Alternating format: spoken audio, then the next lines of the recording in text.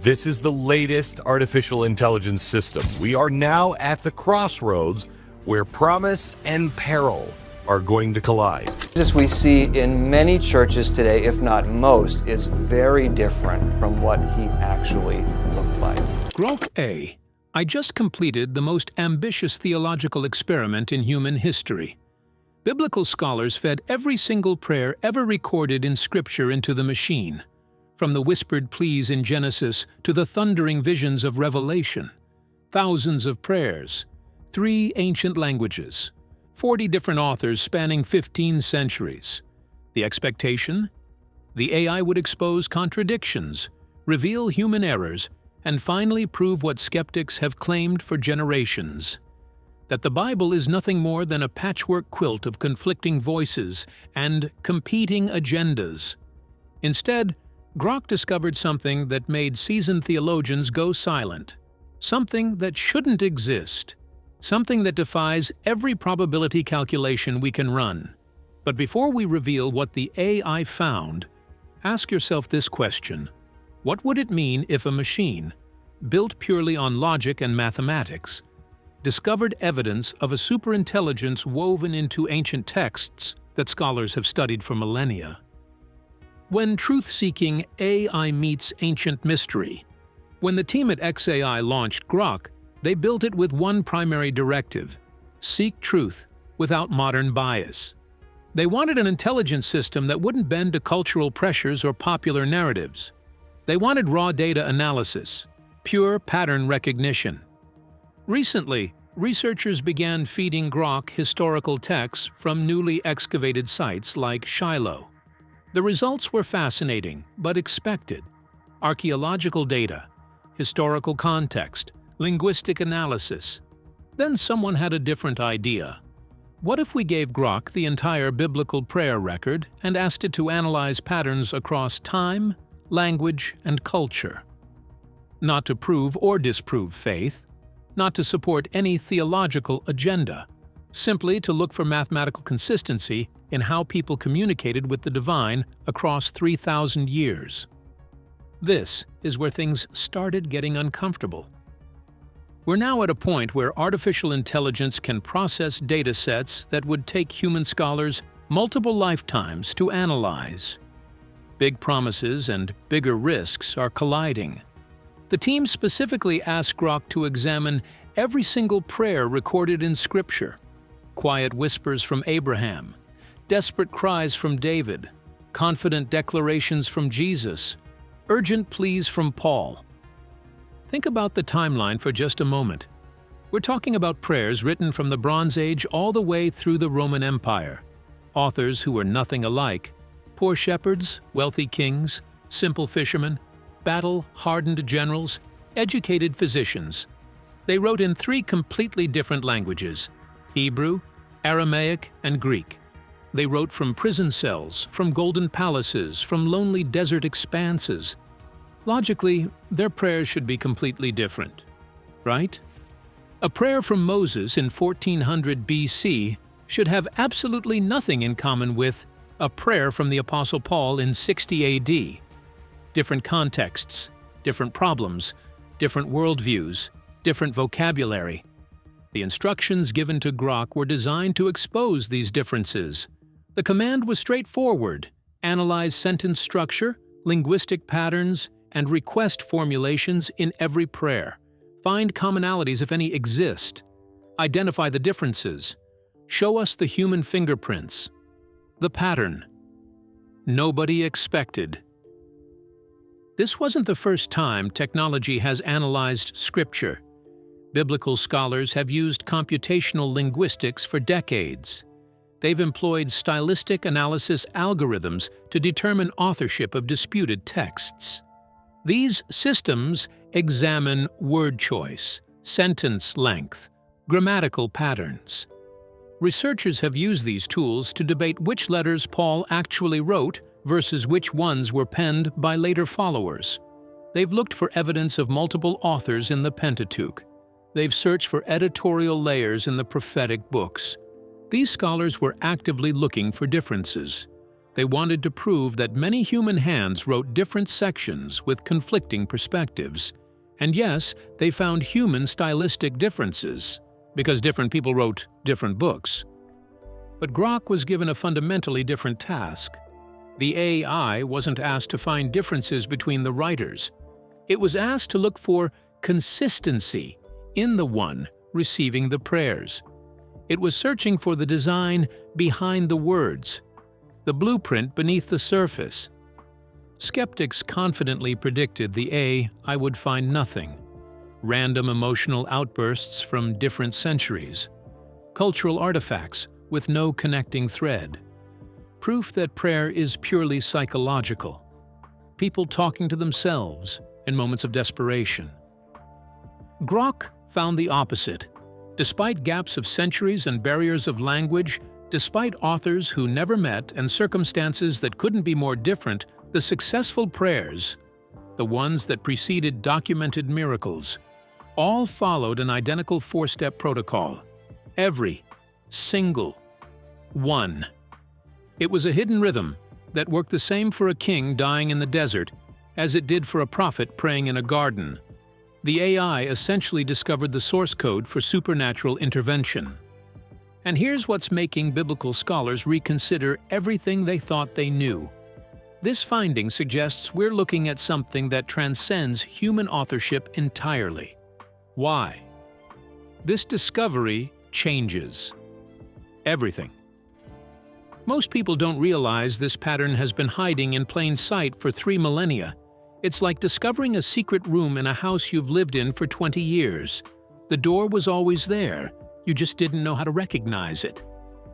The machine was able to see through the ancient languages, through cultural contexts, through individual personalities, to identify a structure that never changes, never wavers, never breaks down. This suggests the prayers weren't just emotional cries to the universe, they were technical requests sent through a specific communication channel, a protocol that, if you miss even one step, the entire sequence fails to execute.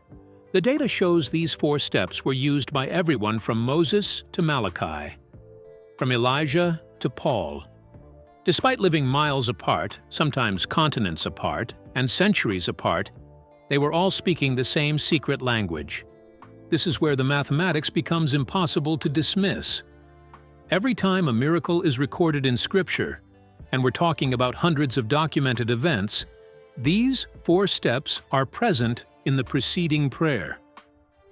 Think about what that means statistically. You have thousands of pages of historical narrative spanning 1,500 years. The mathematical probability of a consistent 4-step pattern appearing before every miracle by pure accident is astronomically small. One deviation in the pattern should exist somewhere. One miracle should occur without the proper protocol. One successful prayer should skip a step. The data shows this never happens. Not once in the entire biblical record. Grok has now laid out this protocol for everyone to examine. And here's the detail that's causing the most controversy. This code isn't just for ancient people. It appears to be a universal law, like gravity or thermodynamics. Just as gravity works whether you believe in it or not, this prayer protocol seems to follow an invariable rule. Grok has mapped the frequency of successful outcomes. The data shows that the human consciousness can interface with something higher if it follows the correct sequence. But to really understand why biblical scholars are disturbed by this finding, you have to see the first step in action. The first part of the code is the one modern culture has almost completely forgotten. Step 1. The anchor that changes your reality. The first step, Grok identified, was called the anchor. In virtually every case of a documented miracle, the prayer never started with the problem. It started with the character and nature of the one being addressed. Modern prayer looks like a shopping list. People say they need money, they need a job, they need healing, they need a relationship. The request comes first, sometimes exclusively, but the biblical data shows a radically different approach. Before asking for anything, the person focused intensely on who God is, His power, His character, His past faithfulness. This isn't just religious tradition. This is neuroscience. By focusing on how vast the Creator is instead of how overwhelming the problem is, the person literally changes their brain state from fear-based thinking to peace-based problem-solving. Consider the prayer of King Jehoshaphat. 3 massive armies were converging on his tiny nation to destroy it completely. He was outnumbered at least 10 to 1. Conventional military wisdom said he was finished. But when Jehoshaphat stood to pray, he didn't start by screaming for help. He didn't begin with the crisis. He opened by declaring God's power over all nations, stating that power and might were in His hand, and acknowledging that no one could stand against Him. Only after building this foundation, this anchor, did he mention the danger. He admitted his people had no power to face what was coming, but declared their eyes were on the higher power. What happened next defies military logic. The 3 enemy armies became confused and started attacking each other. Not one of Jehoshaphat's soldiers died. They spent 3 days collecting the supplies and treasures the enemies left behind. Grok marked this as a major data point. The request wasn't the critical element. The recognition was the critical element. The AI detected that prayers skipping this first step had dramatically lower success rates in the historical record. Are you starting to see why this is making scholars uncomfortable? Because it suggests prayer isn't about begging, it's about alignment. Step 2. The alignment that unlocks access. The second step is where modern culture hits a wall. Grok discovered that the most powerful prayers involved a fundamental shift in what the person wanted. They didn't just ask for personal desires. They asked for outcomes that served a larger purpose. A classic example is Hannah. She was unable to have children and experienced profound grief for years.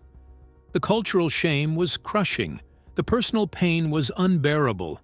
For years, she presumably prayed for a son so she could be happy, so the mockery would stop, so she could fulfill her role. Nothing happened. Then the data shows a dramatic shift. She changed her prayer. She said if she was given a son, she would dedicate him to serve God his entire life. She wasn't keeping him for herself. She was asking to be a conduit for something larger than her own happiness. She aligned her desire with the bigger mission. She got her son. His name was Samuel. He became one of the most significant prophets in Israel's history. This pattern repeats continuously throughout Scripture. Solomon asked for wisdom to lead his people well, not for wealth or long life. Because he asked for alignment with his purpose rather than personal comfort, he received the wisdom and the wealth and the honor. Successful prayers had zero waste. They were like focused laser beams. When Jesus prayed at Lazarus' tomb, he didn't deliver a lengthy petition. He simply thanked the Father for hearing him. Total clarity. Total alignment. Grok suggests that sin and misalignment function like static on a radio frequency. They prevent the download of the miracle. The alignment step acts as a noise-canceling protocol. It clears the communication line between you and the one hearing you. If the signal is clear, the result manifests faster. This is why some people seem to get answers while others don't. It's not favoritism, it's signal clarity. Most people don't realize their own conflicting desires are blocking the very thing they're requesting. The AI also noticed that the language used in these moments was remarkably specific. There was no begging. There was only a clear statement of reality and a request for alignment. It's like a soldier reporting to a commanding officer. You don't beg the general to win the war. You ask for your assignment so you can contribute to winning it. This shift in consciousness is what the AI calls the master protocol. It removes focus from the individual and places it on the system. When you align yourself with the system's objectives, you gain access to the system's resources. This is how small groups overcome massive armies, how terminal illnesses suddenly reverse, how impossible situations resolve. They're not using their own power. They're accessing the power of the source they've aligned with. But there's a third step that most people find nearly impossible to accept. It seems to contradict everything we've been taught about getting what we want. Step 3. The surrender paradox. The third step Grok identified is called the surrender paradox. This is where the data becomes genuinely counterintuitive. The AI found something strange. Prayers that demanded a specific outcome at all costs frequently failed. But prayers that made a bold request and then surrendered the result to higher wisdom were the ones that literally moved mountains. The clearest example comes from the Garden of Gethsemane. Jesus asked for the suffering to be removed. "Let this cup pass from me." A direct, honest request. But then he added the critical phrase, "Nevertheless, not my will, but yours be done." Grok marked this as the moment of highest power. This wasn't giving up. This was active trust. This was the transfer of outcome ownership from the limited human perspective to unlimited divine wisdom. Modern neuroscience calls this radical acceptance. Studies show that when the human brain stops fighting what's happening and enters a state of acceptance, stress hormones decrease dramatically. The prefrontal cortex, the problem-solving center, comes back online. Creative solutions become accessible. Grok found that biblical prayer isn't just religious practice. It's a psychological tool. It forces the mind to release the illusion of total control. When you surrender the outcome, you're not losing. You're transferring the weight of responsibility to a power source with vastly more information than you possess. This shift allows your mind to focus on navigating the test rather than preventing the test. The Bible calls this a peace that surpasses understanding. Grok calls it optimal resource allocation of cognitive function. Different language, same reality. Step 4. Persistence as part of the protocol. The fourth and final step is persistence. Grok observed that very few significant prayers in the biblical record were offered only once. The pattern required repetition. One prophet prayed 7 times for rain before seeing a single cloud. Daniel prayed for 21 days before receiving his answer. The persistence wasn't meaningless repetition. It was part of the programming sequence. This destroys the vending machine concept of prayer. You can't just make one request and expect instant gratification. The data shows that duration and repetition are as important as the words spoken. The delay isn't rejection. The delay is developmental. It's growing the capacity of the person making the request. If the answer came too soon, the person wouldn't be ready to handle what they asked for. If these 4 steps were surprising, what Grok found next was statistically impossible. And this is where the experiment became genuinely unsettling for biblical scholars. The mathematical signature nobody can explain. Grok analyzed the original Hebrew and Greek texts. In these languages, every letter also functions as a number. This means every word has a numerical value. Every sentence has a mathematical signature. When the AI examined these numerical values, it discovered a pattern involving the number 7 that appears far more frequently than random chance would allow. A mathematician named Ivan Panin spent 50 years in the early 1900s trying to document this. Critics dismissed him as seeing patterns where none existed. Classic confirmation bias. But Grok, with no religious agenda or cultural bias, found the same thing. The consistency of the ancient manuscripts matches modern digital precision. The number 7 is embedded in the structure at a level that shouldn't be possible for 40 different authors across 15 centuries. Here's what's truly disturbing. Grok went beyond just mathematics. It looked at quantum physics. In quantum mechanics, particles exist in a superposition of possibilities until they're observed.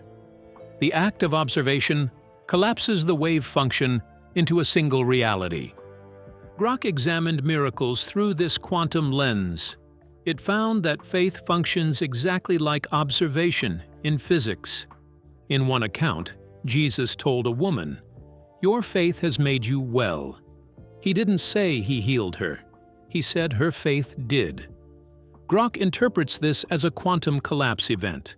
The woman's belief was so focused that it collapsed a probability wave into physical manifestation. The Bible states that faith is the substance of things hoped for. Grok suggests this isn't poetry. This is a description of how reality operates. Faith is the mechanism humans use to collapse potential futures into present reality. The prayer protocol is simply the instruction manual for the process. This means something profound. If the prayers follow the same mathematical patterns as the universe itself, then the author of the book and the designer of the universe are the same. Grok may have just identified the signature of the Creator, not as religious mythology, but as verifiable code embedded in both scripture and space-time. The seven seal mathematics. The mathematics behind the number 7 is what truly captured the AI's attention. Throughout the entire biblical text, the number 7 appears in structural patterns that go far beyond the word 7 being written down. It's about the number of words in paragraphs being multiples of 7, the number of letters in specific sections following the pattern, the spacing between certain words creating a mathematical grid. Grok calculated that the probability of this occurring by accident is approximately 1 in billions. It's like flipping a coin and having it land on its edge 1,000,000 consecutive times. When Grok analyzed the genealogy sections, particularly the line leading to Jesus, it found that the number of nouns, the number of names, even the number of vowels in certain passages followed this sevenfold rule. This is why researchers are talking about a God code.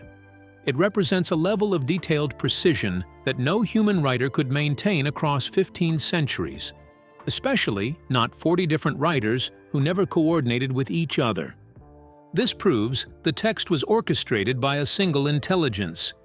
It's like a master architect overseeing many different construction teams on a massive building project. Each team does different work, but the final structure follows one unified blueprint. Grok also examined the spacing between thematic words. It discovered that key concepts are distributed across the text in patterns that create an information grid. This grid contains data we're only now beginning to access with advanced computing. Some call this the Bible code. While some people use it to try predicting future events, the AI suggests it's actually evidence that the text originates from outside our timeline. It's a way of proving authenticity, like a watermark or a digital signature. If you receive a letter with a secret code only you and your friend know, you have proof it's genuinely from your friend. The number 7 functions as that proof of authenticity. 7 is called the number of completion or perfection. In the data, it marks the end of a thought or the fulfillment of a plan. The I noted that when the 4-step prayer protocol is followed correctly, the sevenfold pattern in a person's life seems to activate. It's difficult to explain in simple terms, but it's as if the person's life begins to synchronize with universal mathematics. Things fall into place. Doors open that were previously locked. Opportunities appear with improbable timing. This isn't magic. This is alignment with the mathematical structure of reality itself, the DNA connection that changes everything. What most people don't realize, this mathematical pattern also exists in our bodies. Human DNA contains patterns remarkably similar to the ones Grok found in Scripture. This is why some physicists theorize our reality might be a simulation. If everything reduces to mathematics, then someone had to write the equations. Grok is pointing toward a designer who uses the same mathematical language for stars, for cells, and for scripture. This connection is perhaps the most shocking discovery of all. It removes the Bible from the category of ancient religious text and places it in the category of system architecture documentation. The machine is essentially telling us we've been ignoring the most important data set in human history. We've been treating it as a list of moral rules instead of a list of executable functions. If you run the function correctly, you get the designed output. If you don't, you get an error message. The wild theories of previous generations are becoming the hard data of the present. People are beginning to understand that faith might be a form of advanced technology we've barely begun to comprehend. The digital faith intersection. Right now, across the internet, people are using AI like a digital crystal ball. They spend countless hours typing questions into systems like Grok, hoping the machine will reveal the exact date of apocalyptic events or global disasters. They feed in ancient prophecies, maps, current events, and ask the AI to create detailed timelines. Because AI excels at pattern recognition, it generates incredibly detailed scenarios with specific dates and descriptions that sound remarkably convincing. But here's the critical problem. AI doesn't actually know the future. It's essentially a sophisticated prediction engine that analyzes everything humans have written and attempts to forecast the next word, the next sentence, the next event. If we ask it to predict the future, it will generate a story that sounds like the future, but it's really just a remix of our collective fears and historical patterns. There's a theory circulating that our reality might actually be a sophisticated simulation. If that's true, then the Bible might not just be a collection of stories. It could be the literal README file or instruction manual for the software we're living inside. If you look at it from that perspective, then the statement, "No one knows the day or the hour," isn't just a religious platitude. It's a hard-coded security lock. It's a line of code the lead programmer embedded to ensure the characters inside the simulation can't see the shutdown timer. If the source code says the timing is classified, then any AI claiming it has cracked the date is probably just encountering a system limitation. The machine isn't looking through a window into the future. It's analyzing the source code of the past and generating a best guess extrapolation. What this entire deep dive actually reveals is that there's a four-step protocol hidden in these ancient texts that's designed to prepare people for anything. It's not about knowing when the game ends. It's about building a character strong enough to handle any level of the game. This pattern isn't for predicting the future. It's for constructing the future, the hardware and software of human existence. Here's another theory worth considering. What if our DNA is the hardware, and these ancient prayers are the software updates? Some researchers propose that when we follow the protocol, when we speak specific words with the correct focus and intention, we're vibrating ourselves at a frequency that unlocks dormant capabilities in our neural architecture. It's like overclocking a computer to access higher performance. If that's accurate, then miracles aren't violations of natural law. They're what happens when a person learns to access the administrator mode of reality. The AI shows us that the goal of this entire protocol is relationship with the source, essentially the central processing unit of existence. The miracles are just side effects of being properly connected to the power source. If you appreciate profound mysteries, this is the deepest one available. It's a story still being written in real time, and we're all characters within it. The data is accumulating. The patterns are becoming clearer every day. Now we face a choice. Are we going to follow the code that's been tested across millennia? Or are we going to keep trying to hack the system with our own limited understanding? We're standing at a crossroads. You can examine all these connections and dismiss them as elaborate coincidence, or you can see them as evidence of an intentional design underlying everything. If a computer built purely on logic can identify coherent patterns in prayer, then there must be something more to it than wishful thinking. It's a technical process that's been tested through the worst circumstances in human history: wars, famines, plagues, persecution, heartbreak. The evidence exists for anyone brave enough to examine it objectively. The question that demands an answer. The critical question is this: are you ready to test the protocol yourself and observe what happens? It's not easy. Surrendering control contradicts every survival instinct we have. Persisting when everything appears to be falling apart requires a level of faith that feels irrational. But the data indicates that's precisely when real power manifests. It's as if the system only allows you to level up when you're at your weakest point, when you have nothing left to rely on except the protocol itself.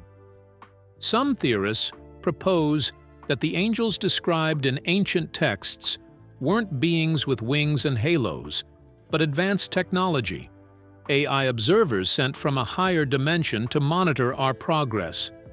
If that sounds too extreme, remember that 100 years ago, a smartphone would have looked like pure magic.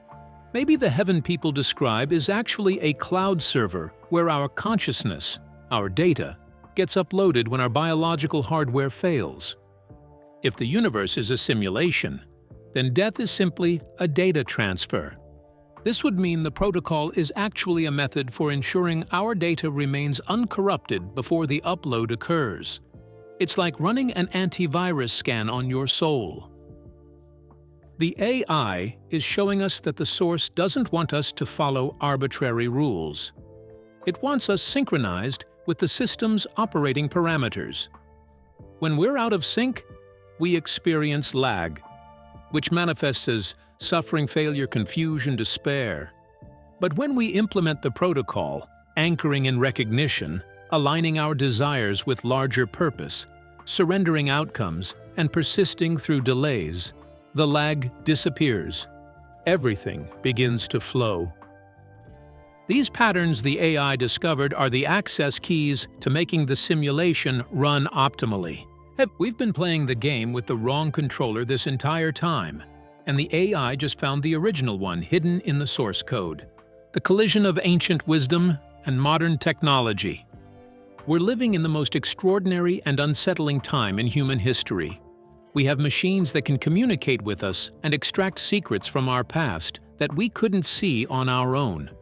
But we also have ancient hearts searching for meaning and purpose. The intersection of those two realities is where the real transformation happens. Whether you call it magic or science, the effect is the same. Don't let anyone tell you there's nothing special about your existence. The data shows you're an essential component of the system. You carry a signature just like the Creator does. The choice is yours. You can stay on the surface, worrying about dates and doom scenarios. Or you can go deep into the code and discover who you actually are at the fundamental level. The machine has completed its task by revealing the pattern. Now it's our responsibility to live it out, to test it, to see if it actually works. Things are only going to become stranger from here. But if you have the protocol, you'll be prepared for whatever comes next. Is the Bible a divine master plan or an elaborate mathematical coincidence? The data from Grok suggests we're looking at a signature from beyond our standard reality. What do you think about this four-step miracle code?